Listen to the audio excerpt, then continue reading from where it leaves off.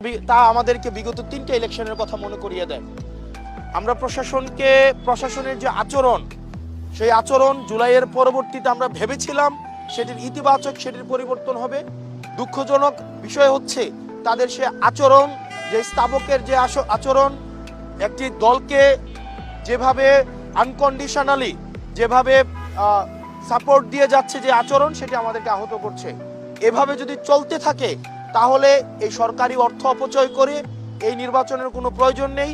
গণতন্ত্রের জন্য যেই লড়াই সংগ্রাম হয়েছে দীর্ঘ 17 বছর, বিএনপির নেতাকর্মীরা যেভাবে রাস্তায় নির্যাতিত হয়েছে, নিপীড়িত হয়েছে, এই প্রশাসনের নগ্ন আচরণকে যদি বিএনপি এন্টারটেইন করে তাহলে এই 17 বছরে যারা ইলিয়াস আলী থেকে শুরু করে যারা গুম হয়েছে, আজকের আমাদের শহীদ ওসমান হাদি পর্যন্ত যারা শহীদ হয়েছে, তাদের রক্তের প্রতি সেটি হচ্ছে অপমান করা হবে।